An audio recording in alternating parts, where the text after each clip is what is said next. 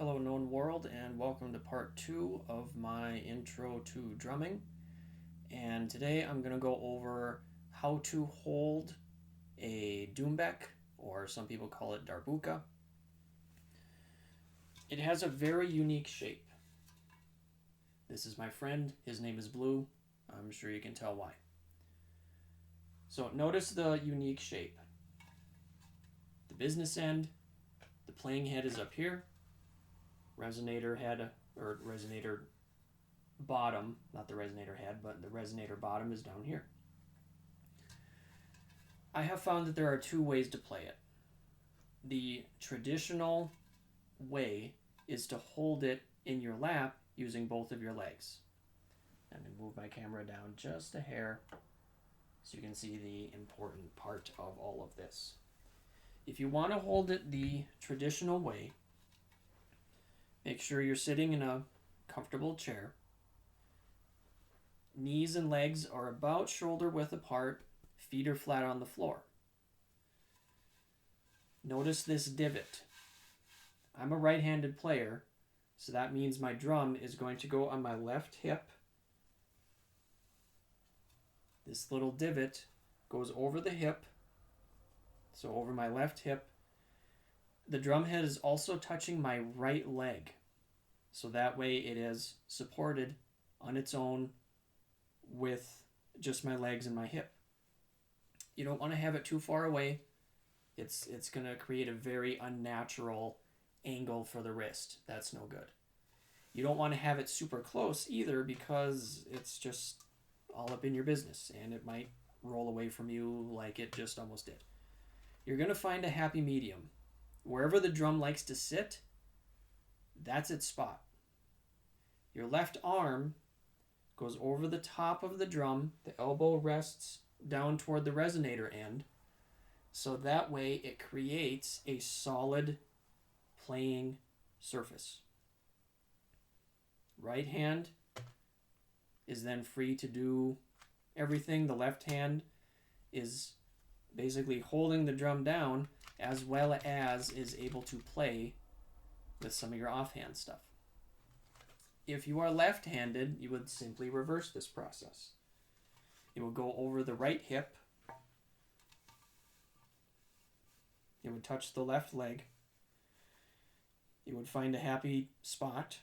And this time your right hand and arm, right hand rests on top, your right elbow rests down toward the resonator end. Your left hand is then free to do everything it needs to do down here. So this is the traditional way to play doumbek. Elbow is toward the resonator end. Left hand is on top. Fingers are free to move. So basically where the rim, there we go, where the rim of the drum is, that's where the fattest part of my knuckles on my palm goes. Nice and comfortable, just like that. Right hand is free to do all the business right here. So that's what it looks like from right to left. So there it is. I'm a rarity. I'm a weird one. I was in percussion ensemble in college and playing djembe and kunga. We did that between the legs, between our knees. So what I do for that is, notice the unique shape. That goes in between the thighs, like so, if I lean back a little ways here. And then I actually, putting the legs up, I actually cross my feet. So then that way, when the drum is here, it is supported by my calves and my feet. My hands are completely free. Legs are pretty comfortable. The resonator end is open, so that way it can breathe and it can talk. My hands are completely free. And when I play, sometimes I'll even have a shaker in the opposite hand, so that's doing its thing, and then I can still do all the rhythms on the drum and stuff like that. either that or both hands are on top here, creates a very nice playing angle for the wrist and the hands and the forearm. And for me, this is a whole lot more stable and comfortable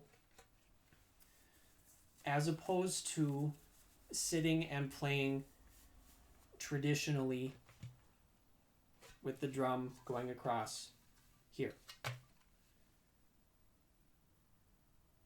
So this is what it looks like traditionally again, but for me, between the thighs, so the drum is resting by the knees, and then the resonator is resting on the back of my calves, and it's locked in, just like that. So this way is comfortable for me. Again, this is what I was raised with, hand drumming during college and percussion ensemble, so this works for me. So basically any rhythm that I go over, it can be easily duplicated here as well.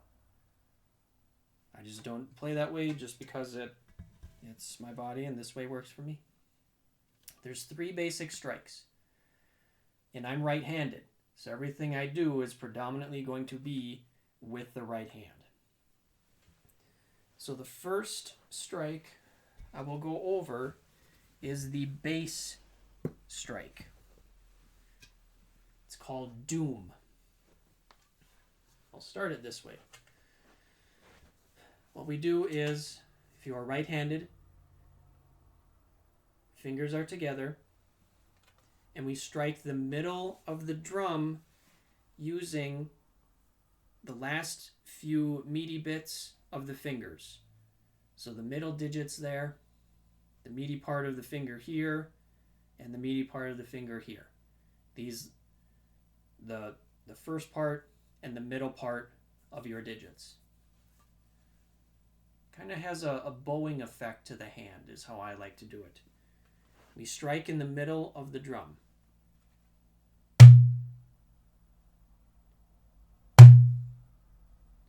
Notice you strike and let it bounce off.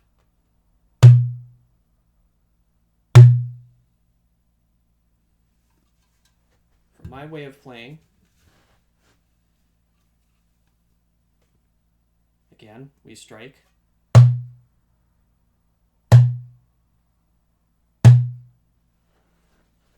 From the side.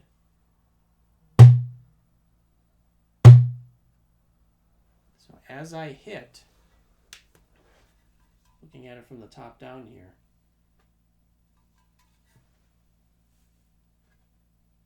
my wrist does touch the rim, but it doesn't strike, it just touches.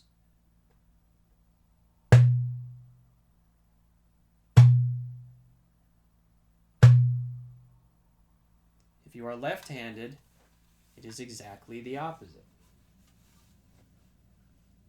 We use the same parts of the hand, so the meaty parts of the finger here, and the middle one, we strike in the middle.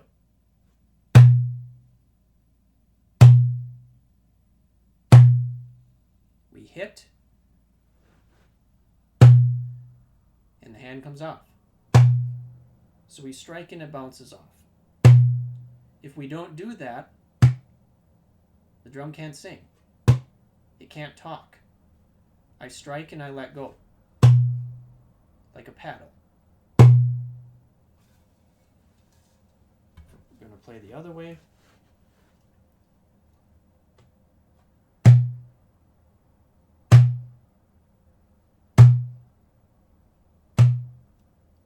Right hand.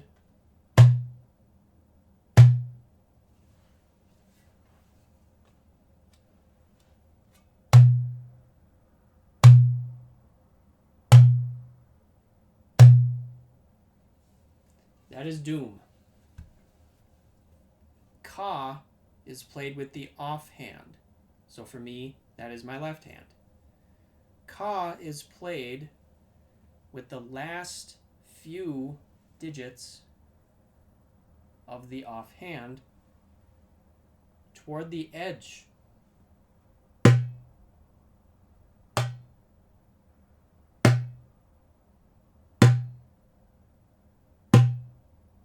Same principle, I strike and I let go.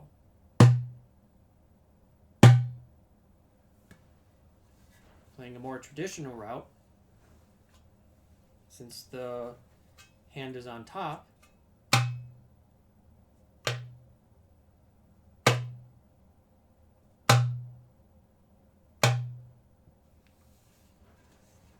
opposite way. This is playing right-handed, or left-handed, excuse me, but I'm holding it with my right. Playing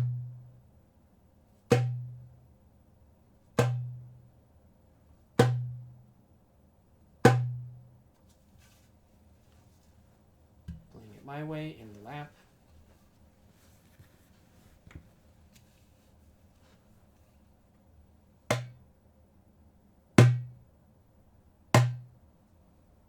Can also play it with the right hand.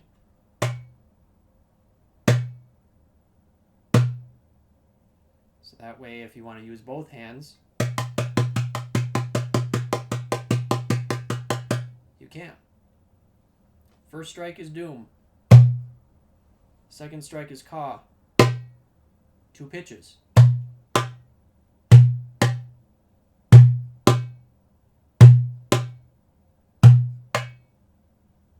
Last one is tek. That is played traditionally with the very last digit, especially the bony part right there, of the ring finger of the right hand. Nice and close to the edge.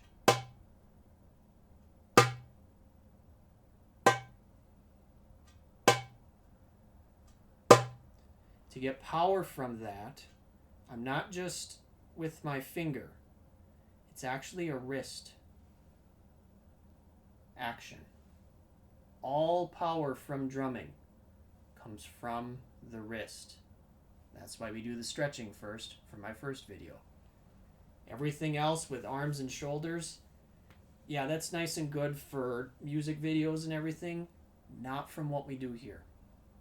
Or in concert band or rock bands or whatever. It's all from the wrist. That's where all of your power comes from. So when you're doing your tek, I'm actually rotating my wrist.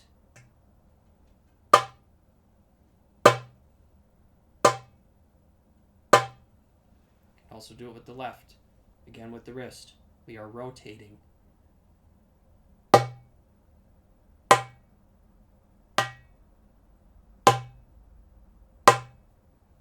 right hand. If your finger gets a little too beat up, you can actually use the middle. I prefer this way because after a long night of drumming, surface area is your friend. You will destroy this after a while if you're not initiated and used to playing. Surface area is your friend. You can actually use both.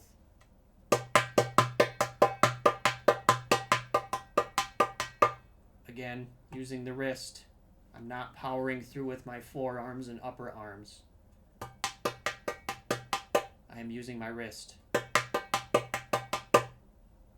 I actually play this way. Personal preference. Surface area is your friend. Not always doing a whole lot of hand drumming. Take care of your hands unless you are a well-seasoned player. 3 basic strikes. First one is doom. The middle tone with the offhand is ka. Tek is the high-pitched one, played with your primary hand, either the ring finger or the ring and middle finger with the last digits close to the ring. Doom, ka, tek.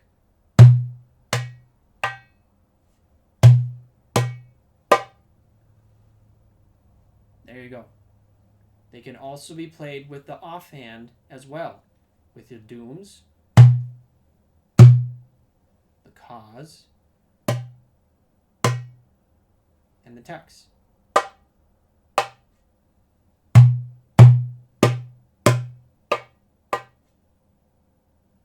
3 basic strikes, doom, ka, and tek.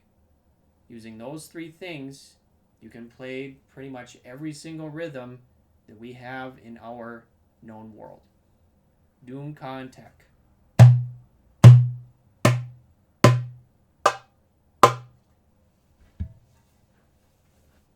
Coming at it from this route. Doom. Ka. Tek. Opposite hand. Doom in the middle. Ka. Tek. That's it. If you have questions or concerns, you can get a hold of me at Matt Jarva, J like John, A, R like Robert, V like Victor, A, on Facebook, or mattjarva@gmail.com. I hope it helps. I hope you found it beneficial. Next up, we're going to start exploring some rhythms using the basic strikes. Thanks. Bye.